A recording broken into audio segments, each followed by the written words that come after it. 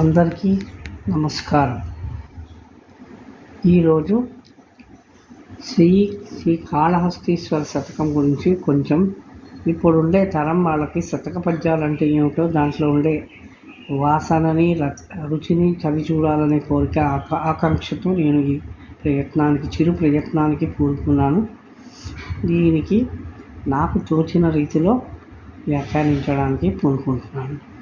తొలుత శతకకర్త గురించి కొద్దిగా క్లుప్తంగా చెప్పాలనుకుంటున్నాను.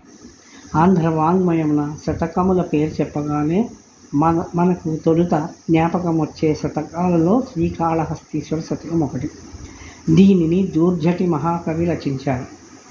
ఈ శతకమే గాక ఆయన శ్రీకాళహస్తీశ్వర మహత్యం అనే గ్రంథాన్ని కూడా రచించారు. ఆయన కృష్ణదేవరాయలు ఆస్థానంలోని అష్టదిగ్గజాల్లో ఒకరై అఖండ కీర్తిని ఆర్జించారు. ఆయన యొక్క కవిత్వంలో భక్తి, భగవంతుని పట్ల శరణాగతి, భక్తి మనకు ద్యోతకమవుతుంది.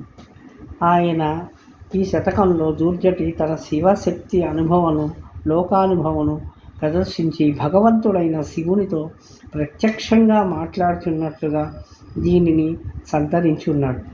శివుడు గజాజీనధారి అంటే గజా చర్మము ధరించినటువంటి వాడు.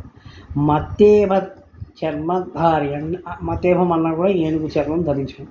వ్యాఘ్ర జీనాంబరధారి, కొన్ని సందర్భాల్లో అయినా పులితోలు కూడా కట్టుకుని ఉంటారు. శార్ధూల వసనధారి కావున ఆయన మత్తేవ శార్ధూల వృత్తాలు, ఇవి ఛందస్సుకు సంబంధించిన అంశాలతో ఈ శ్రీకాళహస్తీశ్వరుని స్తుతించారు. ఈ మహత్యంలో హస్తి మత్తేభాలకు స్థానం ఉన్నది కదా.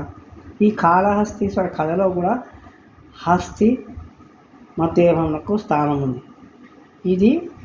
ఈ కవిత్వంలో దాదాపు 116 పద్యాలు రాయటం జరిగింది.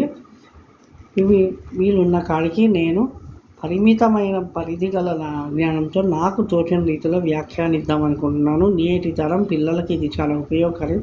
భాష పట్ల మక్కువ ఉండటం కొరకు, భాష పట్ల మక్కువను పెంపొందించడం కొరకు నా ప్రయత్నాన్ని పూనుకుంటున్నాను. సహృదయులైన శ్రోతలు దీన్ని ఆస్వాదిస్తారని ఆకాంక్షిస్తున్నాను. ధన్యోస్మి.